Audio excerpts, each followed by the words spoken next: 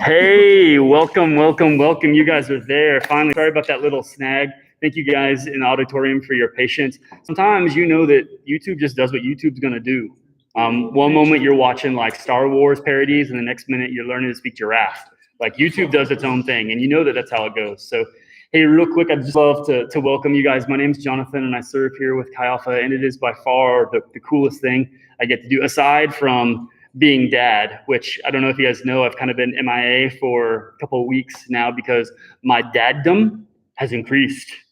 I once had one little nugget, and now I have dose nuggets. I've got two little suckers, and friends, like it's pretty amazing. It's pretty amazing because around 2 to 3 a.m. every morning, the most unmentionable sound comes out of something so tiny and so cute. And you can judge me for this, but sometimes I think in the back of my mind, maybe I can just ignore it. Bro, you can't ignore that. You can't ignore that. I feel like my house reverberates with the sound of this little newborn's screaming banshee voice. She cute though. She real cute. But 2 or 3 a.m., nothing is cute enough to be screaming like that. So all of the joys of cuddles and man, she's so sweet with the, but I know the real you. I know what's going to happen a little bit later tonight, but it is fantastic to be back with you guys. Love my family, and that's a joy, but I love this family too. So it really is a privilege to get to spend time with you guys tonight as we have conversation. We talk together on Tuesdays, and that's cheesy, but that's what we're hoping for of these next couple of moments is we're going to have a conversation together. I don't want to take much more time. I have an incredible friend with me tonight. A great brother, a dude that I love, like sincerely love. I love you guys, and I wouldn't bring just any Yahoo to come spend time with you. So this man is a man that I've spent time with over the last 5 years. I've learned some of the things that are amazing about him. I've learned some of the things that are smelly about him. You know, you got to find those things out, get a little bit of the dirt. But it is a privilege to have Ryan Jordan with us tonight. He is a missionary to Colombia. Colombia, South America, not Columbia, Tennessee. Maybe they need a missionary too, but we're talking South America. And he's going to come and he's going to just share a little bit of his story with us tonight. And every time I hear this man talk, just about anything, whether we're sitting having arepas in a cafe or whether we're walking around, I just lean in because I feel like the things that he's going to share are not, can I say BS? They're not BS. I feel like he's sharing honestly from his heart. That he's not trying to just present something and be impressive to me. So if you guys are wise, and I believe that you are, you'll want to lean in during this time. So lean in and interact with him. The format for tonight will look just a little bit different than what we're used to. Ryan will share a little bit of the story and he'll interact with you some, but then instead of multiplying into cores at the end, we're going to open it up for Q&A. So in the chat, interact with Ryan as much as you're willing to, but be saving some of those questions because we're going to take just time at the end to kind of field and walk through that. Hey, just real quick, Ryan doesn't know any of you. Would you just love him really good by just clapping? And can I see like clap emojis in the chat?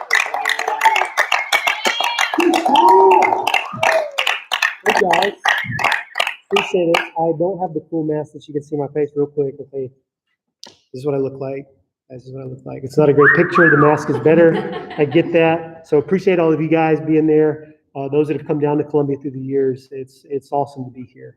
So many times we get to have people come to Columbia, but getting to come to where you're at is a really cool opportunity for us. Real quick, before I share a little bit of our story, those of you who want to put in the chat, those of you guys sitting here, when somebody says missionary to you, what does that make you think of? Someone says missionary. Jonathan just presented me as a missionary to Colombia, South America. And I'm just curious if anybody has anything. So we have one here in the auditorium. I'm going to listen there. If anybody puts in the chat, I'm going to look there too. Go ahead. Someone who goes out and spreads the word of Jesus. Okay. Someone who goes out and spreads the word of Jesus to others.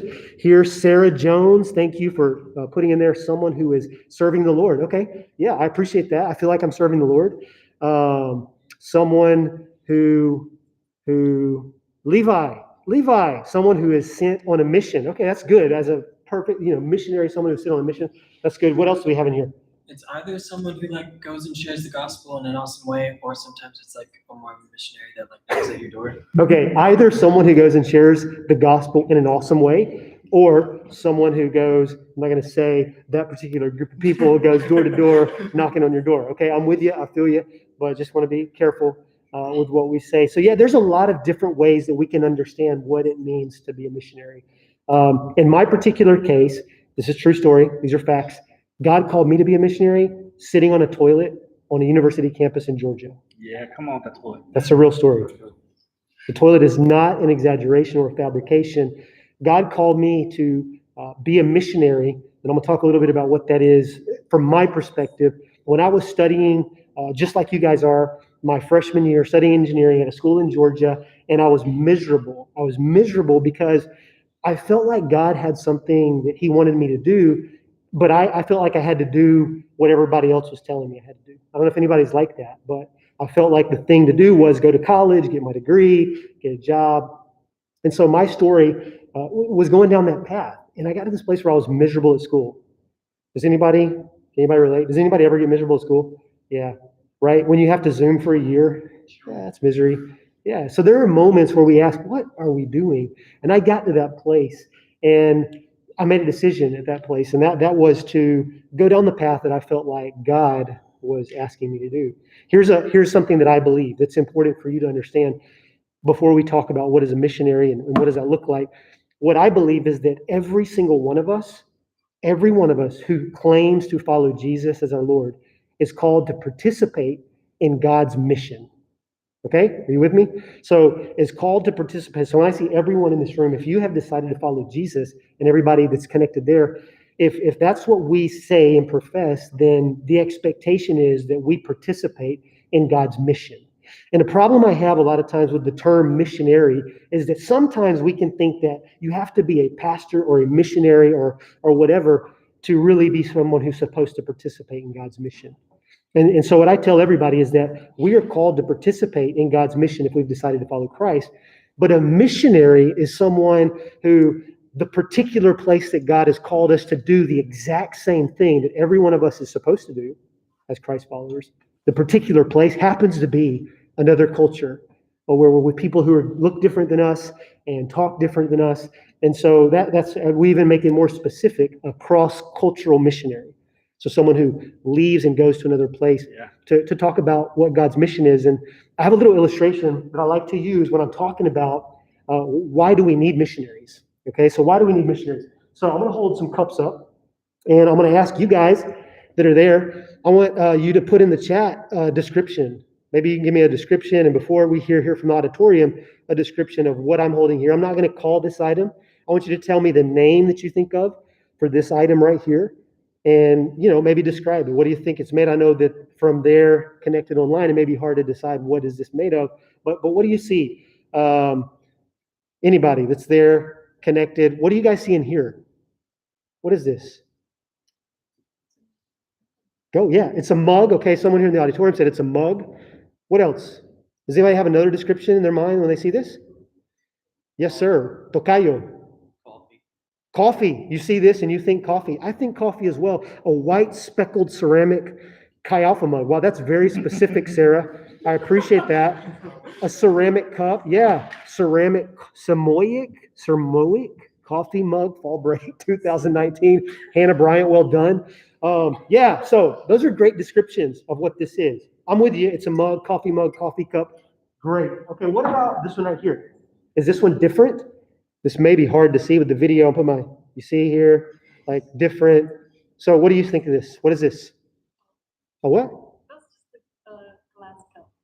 Oh, see, first you said cup. First you said this is a cup. And then she's like, oh, but it's a glass cup. So you got more specific with your description of what this item is. What do you guys say there? That looks fragile. I agree. A white glass cup, clear. There's no water in here. That's a glass for Sprite. Okay, yeah, I'm with you. A Collins glass. I don't even know what that means, but it probably feels like the person who said that is right. Quentin, the Collins glass. Okay, maybe so. I don't know. Maybe that's his family. But yeah, so it's a glass. I would call this a glass. And then when we have this one right here, very similar, but a little bit different. Can you think of another name to give this guy? You scared? Does anybody have a different name of this? How do we differentiate these two? The big glass, the little. Yeah. The big glass and the little glass. See, everything that we see, we can give these descriptions to. So we all have a picture now of what these items are, and I don't disagree. Maybe a coffee mug, maybe a mug, a glass, a cup. So now what I have here is a bottle of water. This is not a joke. This is not a science experiment. I'm not trying to be Bill Nye the Science Guy in front of you. This is water, okay? Believe it. This is Jonathan's water. I'm not going to drink it because, COVID and everything. But I would if you needed that to prove it to you. So I have now a bottle of water. Now I'm going to take the first coffee mug, okay? And so what I'm going to do is I'm going to add this here. Let's see if I can do this and not break the computer and make a mess. So you see here, all right. So I'm going to add a little bit of water here to the coffee mug. And now I'm going to do the same thing with the next glass. All right, so the big tall glass and then the small glass that we have here. All right, so now my question to all of us is, what has changed about this item? What has changed? It's full? Okay. Yeah, you're a very optimistic person. I like that outlook on life. So has anything changed about the item itself? Has anything changed about the properties of what I'm holding? It's half full, says one person. What a pour. Thank you, Eric. I appreciate that. This is a Dasani commercial. No, it's a tumbler. Those are great comments. Appreciate that, man. This group is one task. Would you agree with me that not one thing has changed about the physical property of what I'm holding? In fact, if I were to just empty this out, now it's back just to the way that it started. Yeah. There was a guy named Sandhu Sakar in India at the turn of the 20th century. And he was training to be a Sikh. And so that's a religious group in part of India, in the western part of India. And he was in school and he had a vision of the Lord. He had a vision of Jesus and he decided to give his life to Christ. And so he continued his preparation. And so then he went after and he started planting churches everywhere. And at the same time, Western missionaries had arrived in India and they were having a horrible time trying to share the gospel. And so he told them this story one time when they asked, what is the key to success? And he told the story of this rich man who was on one of these trains that go across India. And they were going across India and the rich man was in a cart where they ran out of water. And he was dying of thirst. He was dying of thirst. The man from the upper caste, the Brahmins. But there was someone that was riding on top of the train that had a cup of water. The problem was that the person on top of the train with a cup of water was from the lowest class, the untouchables. And so this person from the lowest class reached out to try to answer the need of this rich Brahmin who was on the train dying of thirst. He had a cup of water and he wanted to give it to him. And water was what would have saved this man's life. But the man wouldn't take the water because he refused to touch the cup. When we talk about sharing the gospel as a missionary, there's a really important thing that we have to understand about God. We have to understand the lengths that God is willing to go to have every person on this planet know who he is. Yeah. And so when we talk about these cups that I use as an illustration, when you do cross-cultural missions and you say, okay, I'm going to do what everybody's supposed to do, participate in God's mission, but I'm going to go do it somewhere else. We have to have the mindset that I'm not going to go and just try to make everybody this beautiful Chi Alpha mug from fall break 2019. I don't need this glass to turn into this mug to be able to receive the message that I'm taking. That's right. And so this is the principle that what we believe when we go and we send missionaries across the world.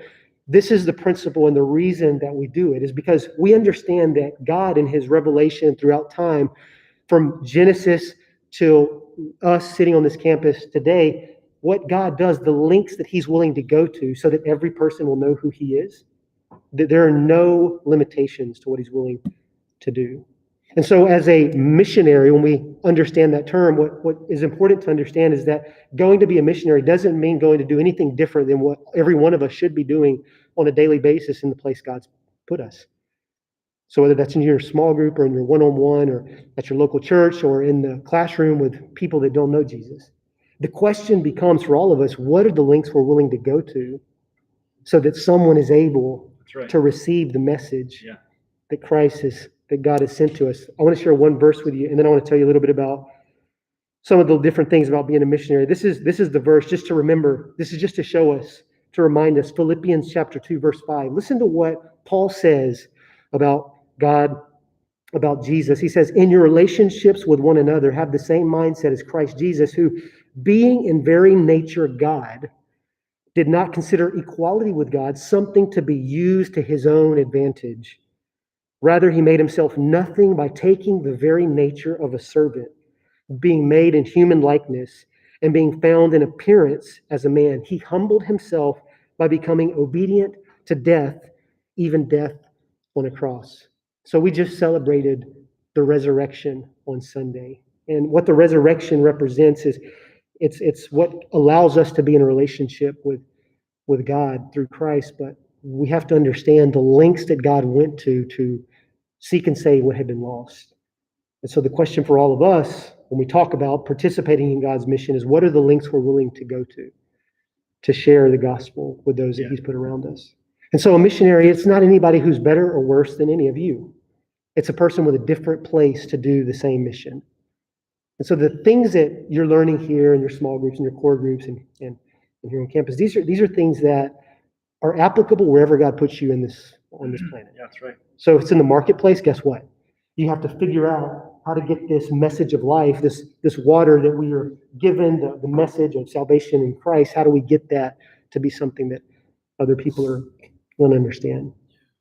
You know, people ask sometimes, what are some of the challenges of being a missionary? And yeah, this right here is probably the biggest challenge. Figuring out how to take everything I've learned as someone. I was raised in Georgia, the first 20 years of my life, moved to Florida. So I'm from the South, and figuring out how to take this message that saved my life to people who speak a different language and look different than I do and have different needs than I do. That is probably the greatest challenge when it comes to being a missionary, is understanding the people that God's placed us with. But you know what? I bet all of you have challenges. Who can tell me a challenge that you have to share the gospel with people that maybe you've not met or maybe don't know Christ? Do you guys have any challenges that pop up? Any things that pop up that maybe keep you from participating in God's mission on a regular basis? Any obstacles? Yeah. I know when we were practicing PE for cooks, it was like hard when they would kind of shoot you down, be like, no, I don't believe in that. Yeah. Because you kind of have like this thing that you're not necessarily like strictly supposed to follow, Right. but you don't really know like what to do next when they like shoot you. Yeah. So talking about evangelism explosion, doing that with people not knowing when people shut you down. Somebody put here, people are mean and scare me. Yeah, people are mean. They are. Yeah, let's hear. Like difference in activities when they're doing things that I wouldn't want to be a part of, or they don't want to be a part of the things that I'm doing. Right. So sometimes the things that people are doing, the people that we know need to know Jesus, they're doing things that we don't want to be a part of. And so that makes it difficult to know how to do it. The cultural barriers. Yeah, when we're talking about the glass and the cup here in the chat, Jordan put in there the cultural barriers. Absolutely. People are resistant. Yes. The not being able to explain the point that you're trying to make. Those are all real fears and the uncertainty that come along. But guess what? The links that God went to so that we could understand his message. He sent Jesus here to become like us. I think did you have your hand up for? Yes, I was going to say figuring out a way to not shove Jesus down people's throats, but just offering this awesome word. Yeah. Figuring out a way to not shove Jesus down people's throat, but waiting to the word that he has for that person and being in a relationship. Those are all true things that we have to overcome if we want to share Christ with those that are around us. And it's no different when you're a missionary. The barriers, maybe they're different, but the challenges, we all have challenges when we share the message of Christ. You know, we have been missionaries for now 15 years in Colombia, South America. And during that time, we have learned a lot. We've messed up a lot. We've been rejected a lot. We've had kids come along. We have 3 beautiful children, and they love Colombia. And this is what I can tell you about being a missionary, is that it's not something that we feel like is a sacrifice. So if you've ever had the feeling, just maybe God would like for me to go and learn how to share the gospel with people in another culture, but all the things that have to leave behind. You know, someone asked the question earlier, Brendan, I think you asked the question in a conversation we had earlier about the sacrifices and what you have to leave behind. And this is what I would tell every one of you that are connected online, those sitting here, is that really, if you feel like God has called you to that, be assured that the things that you have to leave behind and everything, they're never going to be such a great sacrifice that you don't feel 100% like you're where the Lord wants you to be and where God wants you to be working and serving. So don't let those same barriers that come sometimes keep us from sharing the gospel with our friends on campus. Those fears can creep in when maybe you think about going to another country to be a missionary. But God, if we're willing to be obedient, if we will obey Him, then He will make that path. He will make that path clear, and He will take us. And every step of the way, we'll learn. I know that when I don't know, for any of you guys, was it a learning curve when you moved on campus? I don't know if there's anybody where was everything super clear and obvious when you came to university? Yeah, no. Everybody here is shaking their head no. I don't know if anybody that's connected had a different experience, but I think that every new place that we move to, no sir, says one person. Every step that we go to, we have to go through this learning process. And can you imagine if you were at home getting ready for university and you're like, you know what? I can't do it. I just can't leave my parents' home and leave the basement, leave my video games or whatever that may be, and go live on campus with a bunch of people that I don't know. And guess what? God has placed all of you in this place to not only find a community, but to also be the community that those people that are going through that are waiting for. Mm-hmm. He's called us all to that, and he gives us the tools that we need to be able to overcome. So I feel like, and Jonathan would probably say different, but for me, the greatest job in the world is getting to be a cross-cultural missionary, because that's the calling God has put on my heart. And that's not the only way to serve the Lord. And again, I would say that we all serve the Lord in the same mission. It's just the place that He's put us is sometimes different. And so when you hear missionary, sometimes you're in places and everybody's a missionary. Well, I agree that we're all supposed to participate in God's mission. But when I come here, and if you ever come to another country or to Colombia, the opportunity that you may have is to do cross-cultural missions, where one of the challenges is figuring out how to get this gospel message into a language that the people you're with understand, into a lifestyle that makes sense to the people that you're with. And those are the challenges that we have to avoid, because that was the example that Jesus gave us. And in those few verses I shared with you, that's what Paul reminds us of. So, we're going to take a few minutes here to have some questions and answers, maybe answers, I don't know, some questions. So, I don't know, Jonathan, you're going to hop up here, you're going to DJ there, but just want to take any questions that you guys, that can be deep or shallow, deep or wide or whatever. We're going to try to answer those. Hey, what do you think? I'd like to stand up here with you. Yeah, can we do that? You want to hop up here? I think we're good. Look, just like this. Can we turn the camera a little bit? You think you'll fall? If I sit down, I don't know. If you hop up there. Like, you want me to sit here? Yeah. I don't know. Do you think I can do it? I don't know. What do you? You can do it. I think it'd be fun to watch. Oh, I feel like I'm going to be embarrassed. And on TV. Yeah. Make sure my pants are not going to fall down when I get up. A challenge of being a missionary is also, you do this first so I can see how this is done. Well, I don't want them to see my butt, so I'm going backwards. Okay. I don't know if I can do that. Stairs on the side. Hey, let's live my life. Okay. All right. You can just ninja hop up. Should I ninja hop? Oh, sure. I'm so scared right now. This can go bad in so many ways. So many ways. Well, I feel like I've been set up here to. Yeah. Well done. Real quick, you guys in the room and also you guys in the chat, we're going to transition into questions, just like he said. But before that, I would love for you, just before we go a step further, just to pause for a moment. And I want you to consider, is the Lord asking you to begin pouring into cups that don't look like you? Because it's really easy and it's really convenient to just pour into cups that look like you, to find other cups that look like you and to pour the gospel into them. But I believe that there's probably people here that are hearing the things that Ryan is sharing. And if you are willing, the Holy Spirit would ask you to go to a place like Colombia and pour there. But I think sometimes we just don't allow that to be on our radar. And I think that this is a moment where we just need to pause for a second and say, Lord, are you asking me to go pour somewhere differently?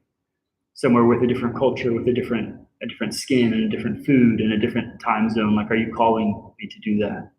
But just pause for a second. And if you're willing, just ask him, is that something that I should even just begin to entertain as an alternative? That perhaps I'm not here just for my 4 years to get a degree and then pursue the American dream of selfishness and satisfying myself with material things. Is it possible that perhaps, and there's nothing wrong with that, I think that you can be used for the kingdom in the marketplace for sure. But I think sometimes it's helpful for us to consider an alternative that perhaps the Lord wants us to pour somewhere else. So let's just pause for a second before we transition.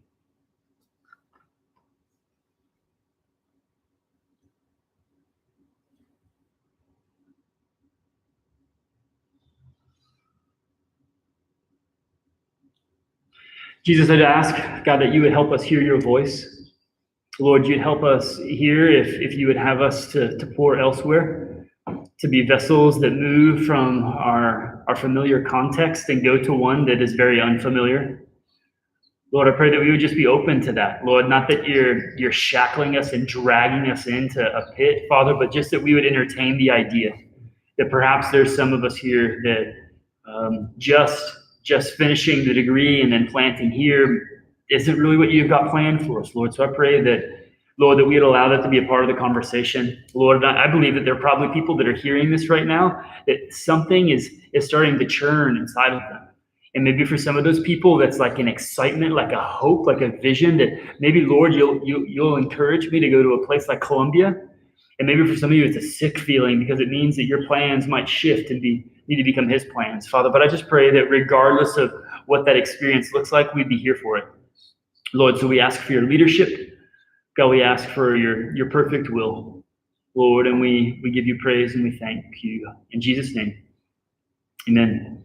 Hey, if you feel like maybe the Lord might be leading or nudging you somewhere, freshman to senior, I would just encourage you to talk to your core leader and to allow them just to be in the process that with you. No one's going to like hang you out to dry or like threaten you, but it's like an exciting thing. Like it's a cool thing to consider that. So inviting community into that process with you is a win for sure. I saw somebody in the chat say, talk loud. Hey, can you guys hear now that we're cute and sitting on the stage versus standing? Just somebody throw a high five in the chat if you guys can continue to hear us, okay? We're going to transition into questions. And if it's okay, Ryan, yes, I'd love to just say there's no holds bar. Okay. So if there's anything that you feel like you can stomach the answer to, feel free to ask that question.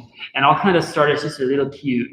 I would say, what's your favorite thing about being a missionary to Colombia, and what's your least favorite thing about being a missionary to Colombia? Okay. Let me start with my least favorite thing. My least favorite thing is adapting to time.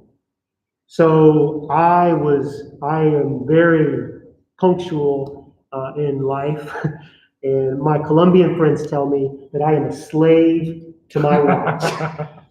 And I tell my Colombian friends, you are lazy and don't show up on time. And so it's a constant thing. So even after 16 years, that's something that I like fight for. So going to a birthday party, I will have to know what time the party starts and know that I cannot leave my house until 30 minutes after the party is supposed to have started, or else I will be the only person there decorating for the party. So that's my biggest challenge.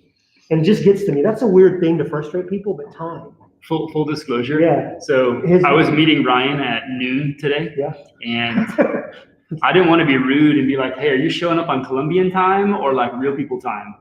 But 30 minutes early. Your boy was like 30 minutes early. He's like, yeah. hey, just want to let you know I'm here. I'm thinking, I'm driving. I'm on Colombian So time. you can see how that would be a problem. Yeah. Since you're married to a wonderful Colombian Yeah, lady. she's very Colombian. Yeah. So that's the challenge. What I like Every most. Sunday morning going to church, she's on Colombian time. That's cute. I love you, baby. You're really special.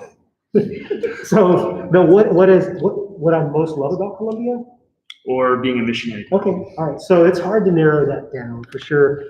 But one of the things I love most about Colombian culture is, and especially being a missionary and getting to work with so many churches and people, is just the family feeling that you have. So being with people in their homes and just sharing life together. And so kind of it's really interesting because the opposite of being so time punctual is people are people oriented. So they're not based about what our schedule is. They're based about who I'm spending time with. And so one of the things I love is going unannounced or just out of the blue into a Colombian home, and they always have you some coffee, some cookies. They want to sit down. They take the time for you, and that to me, I get to do that a whole lot all over the country. It doesn't matter where I'm at. They just treat you like your family. And it's not that we don't do that here, but we spend our lives a little more isolated from everybody. Where in Colombia, that's not really a value to have your time and your privacy. You know, they want to share with one another. And so that's probably what I love most about living in Colombia as a missionary. Did you get out of my business? Lainey, I was just talking to you. Before this started, Lainey and I were talking, and she walks up to me and she's like, "Hey, how is your wife?" And I was blah, blah, blah, blah, blah, the whole story. And she's like, "I'd love to see her." And I tell me, like, call me out if this is not exactly what I just told you. My wife is Colombian. I'm obviously a very white dude. So I'm like, my Colombian wife would love for you to show up any moment. Any moment, she'd be so thrilled. You don't have to schedule it with her. Just say, "Hey, can I come now?" She might be like cleaning a dirty butt, but she wants you to come. And then in the same breath, I was like, "Lady, but don't you dare do that to me. I need an announcement. Let me get you on my calendar." And so like you're preaching. Like, Yeah. That's how I roll. That's how we roll. But the Colombian culture No, is it's sweet true. like that. Yeah, it really is. It is really It's a sweet. beautiful thing. Yeah, to take It the is time nice. for people. Hey, let's open it up in here. Questions. What questions do you have about being a missionary, and in particular a missionary to Colombia? You can do missionary in general, but questions about missionary in Colombia. Yo. So I'm a kind of person that needs like concrete plans just because that's how I roll. I know that's not always the case being a missionary. So how do you like navigate those question marks like finances and raising a family and all that? Wow. That's a She's not question. playing. Yeah, she's not messing around. So the question was, oh, go ahead. You go ahead. No, you say it. Just re-say it so people online can hear. The question was someone who needs concrete plans. And so trying to know how to finance being a missionary, taking care of your family, all of those things that you would like to have really clear how that's going to happen. How do you navigate that as a missionary is a really great question. And with a lot of grace, you navigate that. But just being real about it, I think at the beginning when you're a missionary, those things are a lot harder. It's a lot harder to relinquish control. And so I'm always a person who loves to have a plan. That's how I've lived my life. And at the beginning, it was really hard, and it would cause a lot of anxiety and stress in me because I would want to know the detailed plan. And you have to be flexible in most of the rest of the world. And where we live in Colombia, things don't always go the way that you plan. You guys have been there on many trips. You know what I'm saying? You know how it is. You know, I think in the military, they say no plan survives first contact. I feel like that happens a lot of times in ministry in general, but working as a missionary where you may be off the beaten path, that's truly the case. But one of the really neat things about being a missionary who would love to be in control all the time is getting to be in places where you know you don't have control, and yet you see God take care of it all. And so I wish I could say that it's something just like, oh, you feel like you're supposed to be a missionary and God puts this chip in you. That's not how it was in my case. But what I can absolutely say is over the years and over time, it's just kind of that process of adapting to the new place that you're in, but then also seeing how God always responds. And so it's so cool to see how the Bible's so true where Jesus tells us to seek first his kingdom and his righteousness and all these things. He's got our back and he's got the things taken care of that are important to us, but we have to be obedient to him. And it's a great place to be. It's a great place to just like lose that control and see how God takes care of it. So Good. I hope that's not too Sunday school for you. No, But that's like real life truth. that's really good. Yeah. Let's bounce back and forth. Is that cool with the room and with the chat? Eric asks, what's something important that God's cultivated in your heart during your time as a missionary? Wow. There's so many things that I feel like God's cultivated in my heart, but just at the moment, I don't know, this is what pops into my head. So this is the one, there's many things, but the one thing that my passion has only grown for is wanting to see the local church be more active in reaching out in God's mission. And so whether, we do campus ministry in Columbia, but we do other things as well. And so I spend a whole lot of time working with local churches, trying to help local churches find ways to reach the community around them, reach the people that don't know Jesus. And that's something I feel like is just the longer I'm in Columbia, is just I become more and more passionate about that desire to not, because sometimes as a missionary, or maybe even as a Pi Alpha missionary, or as a small group leader, sometimes you can fall into this thing where you think that you always have to be the one who does it. You know what I mean? I'm going to go reach this indigenous group that lives in the middle of the jungle because that's awesome, and I want to do something awesome.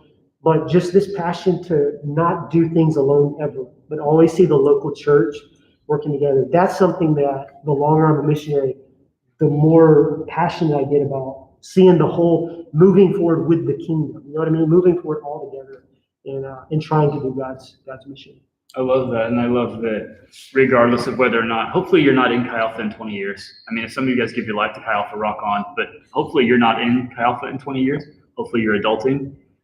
So Chi Alpha won't necessarily always be around for you, but the kingdom of God will. So I love what you're saying, is that being able to connect to just the body of believers at large, the church, and to not do stuff alone, but to seek others out to do it. And maybe if I could just tag on that there's a lot of temptation with living in isolation, especially when it comes to being a part of the church. It's so easy to get our butts hurt, right? I think that if we talk to one person, we probably talk to 20 people that have had some type of hurt from the church, right? The building and the people inside. But to be able to fight past that, to be a part of building the kingdom, that's cool. And it's cool that going overseas is something that's helped cultivate that in your heart. Yeah. Good. Another question here, yes, ma'am. How often do you are you over there? Like when do you come back to the States, and is it like a certain time schedule? Yeah. So the question is, how often am I in Colombia? So we live in Colombia permanently, and we return to the United States 1 year out of every 5. So we got back here in December, and we're here for 1 year. And when we're here for the year, we spend our time visiting churches and supporters, people that help us, because as a missionary with our organization that Chi Alpha is also a part of, the churches who sends us. So the churches around the United States, and specifically Georgia in my case, is who sends us as missionaries to serve in Colombia. And something really important to us is always being connected to the local church that sends us. So, 4 out of every 5 years we're in Colombia. So for the last 16 years, we've spent about 3 years of those in the United States and the rest in Colombia. Awesome. Let's jump into the chat one more time. Let's do, Jesse asks, what is the biggest obstacle you faced while being a missionary, and how have you overcome it? The biggest obstacle, wow.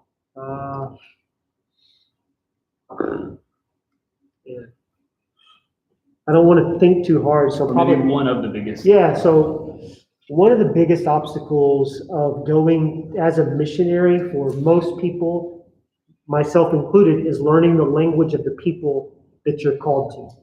And so I didn't grow up speaking Spanish, so part of my process to become a missionary to Colombia was spending a year just learning Spanish. And I wish I could say that in 1 year you really can learn a language perfectly. That's not the case.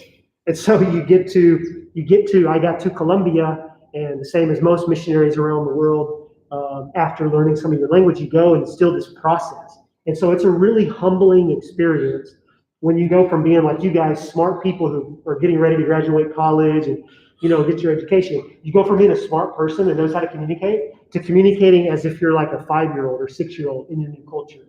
And so it's a really humbling experience. And I would say one of the biggest obstacles as far as being a missionary is that part.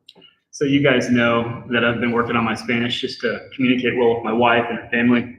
And we want our kids to be bilingual. We talk about being humbled. Yeah. I have a 2.5-year-old that over the last month, has begun to correct my Spanish. I'll say one thing and he'll kind of look at me and then he'll say it back to me correctly. Yeah. So I wish I could say that would stop, but yeah, it's gonna be worse. my kids were born in Colombia, so they correct me all the time too. So they're always there to humble you. It's beautiful. Yeah. It's beautiful. Yeah, I love it. Another one in the room. Just a question. Yeah. Like, what's just a really cool Jesus story that you have? Okay, a really cool Jesus story. A recent one that, you know, even in the midst of COVID, I think I was sharing this with somebody, I don't remember which group I shared it with earlier today, but, you know, when COVID came, there were challenges for everybody, right? Like we've all faced challenges, we're still facing challenges, we're doing challenges tonight, and we didn't, you know, we didn't know what was going to happen, but what we saw was the Lord open the doors for us to start actually training in what you guys here would call like your crux class or whatever, you know, training to be maybe a core group leader, do discipleship. And so the doors open for us to be able to do that through an online platform. And we didn't think it was going to work, to be honest with you. We thought, yeah, how is this going to work? Teaching people to make disciples through a Zoom meeting and through an online class. And so we did this program, and the city that's about 15 hours from where we live, we had 9 students sign up to be part of this, I'm gonna just call it a crux class, so speak the same language here with you guys. So to be part of this crux class, and you know, we didn't think much would come out of it. So they did the class, and this was last maybe August until November. And so they graduated and everything. And then I was talking to a pastor friend who lives in the city that's on the northern coast. And there had been this hurricane that came through and wiped out one of our islands, one of our Colombian islands. And the pastor was like, Ryan, I just want to let you know, those students that went through your group, through the online class, there was 6 of them. He's like, they have a group of 30 students now. And when this disaster happened, all of their groups, their small groups and things like what you guys would call your core groups or whatever, they came together and raised all of these funds to help in the midst of a pandemic, right? In the midst of COVID, everything's going crazy, you know what I'm saying? And they came together to help out this island that had gone through disaster. And that was something that for me was really encouraging in the midst of all the difficulties and the challenges, to see how the kingdom still moves forward. And God doesn't need the circumstances of life to be perfect to continue to change people's hearts and, you know, have people do things for the kingdom. And so that's something that just really was an important thing for us, to just see how, there's no stopping this mission that God has for us. So that's encouraging. So we've had some valuable questions. This one is especially important. So just deep breath, we can really dive in. All right. From the chat, we need to know, what is your favorite Colombian food? Okay. What's it like? Yeah. Have you ever made it? What's the food like? You want me to say? No. This is a series of questions related to food. Yes. Yeah. Okay. So what's your favorite dish? Why is it your favorite dish? What's it like? All that Gotcha. stuff. Anything you want to say? But Okay, yeah. You got us. So how long do I have? 27 minutes. Okay. So my favorite dish in Colombia, is it's not a dish. It's a street food. If that's okay. I don't know if that commenter, this is okay. It's a street food, so it's not really like and it's called an arepa rellena. Okay, so this is So this is this is good. It's so good. My mouth is watering right now. So it's like, do you guys eat grits here in Tennessee? Grits? You just let me know, like grits? Everybody with Thomas. Where are you from, buddy? Here. Really? Wow. Okay. This is grits. Okay. So imagine grits. I love grits, but imagine it's a little finer ground, and they pound it together, and they make it like a disc type of thing.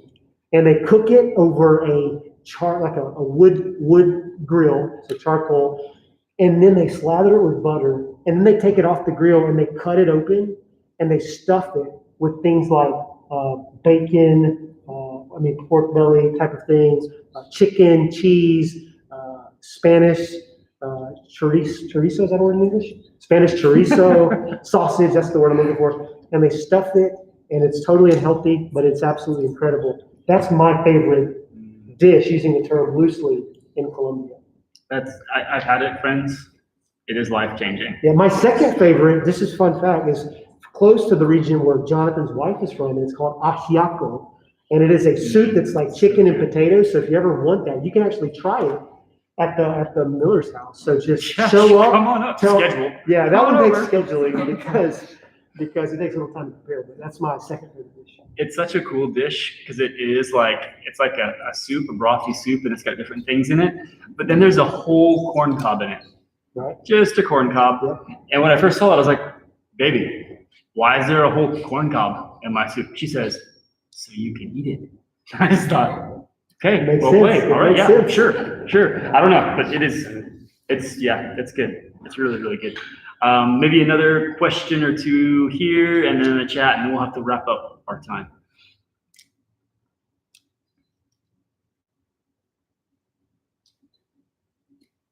You feel intimidated after that dish question. I understand. Yeah, it's how to it's compete. hard to Yeah. How do you start, like, I guess your journey, like you had that yes from Jesus. How do you like know where to go from there? Not where to go like on the map, but how to get like people who will like, what's the word? Yeah, I guess like sponsors. Yeah. You, or just like. Yeah, so that's a really good question. And the question is, how do you get from feeling like Jesus has called you to be a missionary in my case? How do you get from there to like start that journey? Yeah, like Okay. starting the journey. That's a great question. And a one-word answer is the community that God's put you in. And so, so we believe God calls, absolutely, but we also believe that calling isn't just like, oh, I had Cece's Pizza last night. I woke up this morning and I had this crazy dream that I'm supposed to do this. We have people that God puts around us, like our leaders, like your core leaders, maybe the pastor at your local church, that when you come to them and say, hey, I feel like God's calling me to this, it's not going to be, it shouldn't be a surprise to them. If they look at you like, hold on, you've never shown any fruit as a Christian in your life and you're telling me you're supposed to be this, then you know what I mean? There's another process to go through.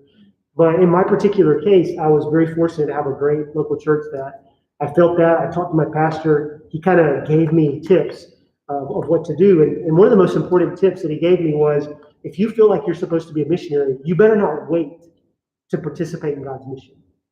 So right away, it was like, if that's what you feel like your life's about, then you better start doing it right now. You know, and so that was something that I started on, and that really helps you learn a lot. And then that community that you're with, so your local church, becomes the people that send you. And that's what we believe, not just as an organization, but that's the biblical pattern. So when we look at the book of Acts, what we see is that it's the believers that send people forth. It's not a business that we got to go pursue that's going to give us the money we need to be able to do it. That when God calls us, he also calls sponsors, is the word you use, or supporters, or whatever, that are going to partner with you financially to do that. So whether that's being a Chi Alpha missionary or a missionary to Colombia, that's kind of how it works. And again, it's one of those things where me, like what you said earlier, the questions earlier was from the same person about having like the plan, the concrete plan. And that was one of the really hard things for me to accept, because it does seem really like fluid or really ambiguous as far as what do I do next.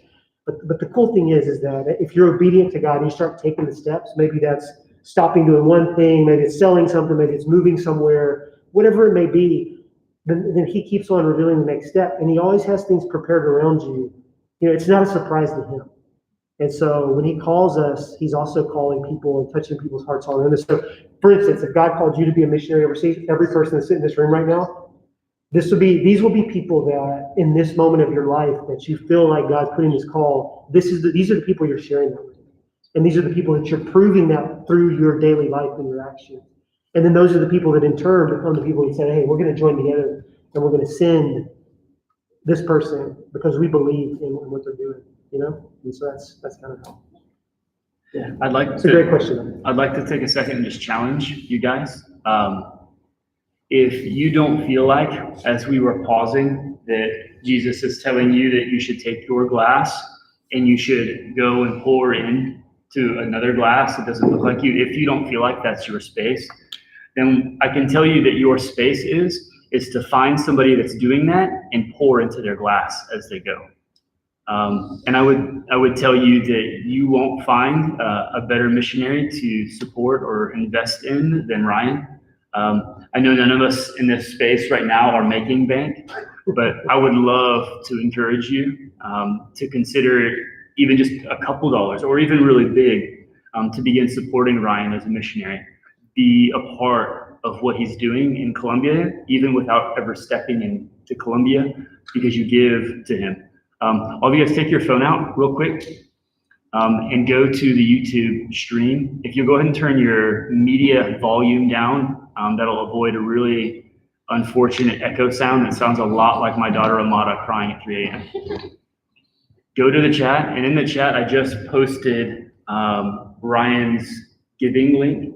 So what you can do with that link is you can give one time, and that's beautiful and that's wonderful. But even more importantly than that, you can set up to give monthly, and that's what allows missionaries like Ryan and all of the Chi Alpha missionaries that are here. That's what allows us to continue doing what we're doing. So I want to challenge you. I bet less than 4% of you support a missionary right now. You support Starbucks, and you support Taco Bell, and you support Fazoli's, and you support all of those places, which you consume and then you leave it somewhere, which isn't very notable. But you could support a missionary that's being a part of building the kingdom in a place that you and I can't actively be in. And I feel like that's part of God's heart for us. So I would love to encourage and challenge and invite you guys to be a part of that. You'll find a link in the chat and the YouTube thing that we're doing. Can you guys see it? No. Let me try again. Okay, I've posted it twice. And in the case that, are you seeing it? No? Still no? Sarah said, put the link in the description box, then it'll be there forever. Great. So that's what I'll do, because Sarah's smarter than me. No surprise there, right? I'll put it in the description of the video so you guys can go back and just click that and then set up some partnership where you begin to invest. We got a question for one. Why don't I know English or Spanish apparently? We have time for one more question. Let's take it from the chat. Somebody throw something in there from the chat. We just fielded one from in here. Is there one more question in your mind that you would like to have Ryan speak to? Anything at all in regards to ministry or any of that stuff. I'll give you just a couple seconds, and then we'll roll with it. There's a couple of good ones in here. Go ahead.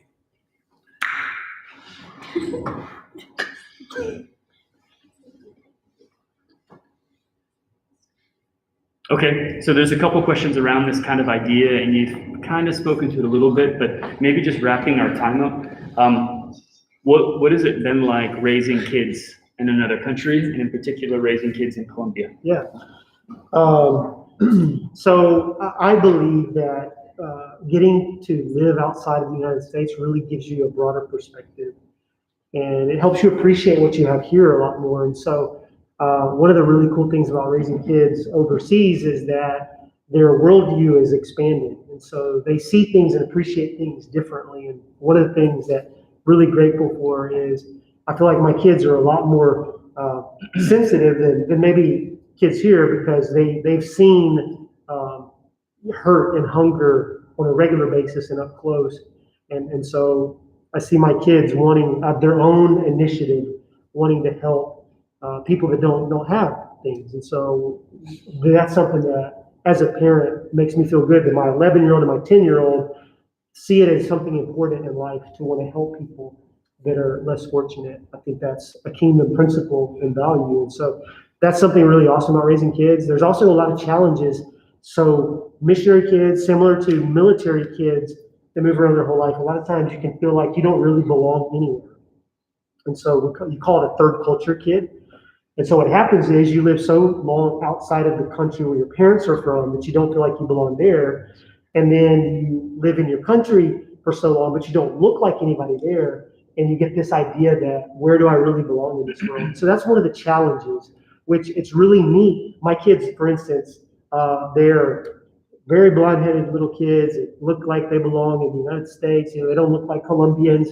They have a Colombian passport and a U.S. passport because that's where they were born. And so they're Colombians legally. Wow. You know what I mean? And so they learn Spanish at the same time they learn English. And so they feel very comfortable in both cultures, which is definitely, I think, a benefit.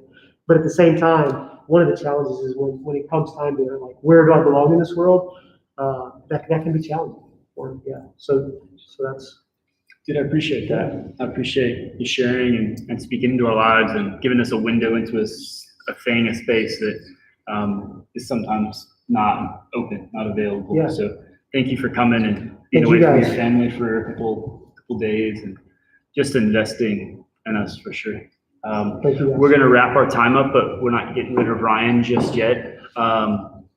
Someone is going to talk to you a little bit more in whatever community core you are in and what's happening tonight after T3. And don't want you guys to miss that. So spoiler, you'll have some more time to hang out with Ryan and hear some other things and to really be challenged and encouraged. So, hey, love you guys. Thanks so much for hanging out and being a part of things. We love you. Deuces.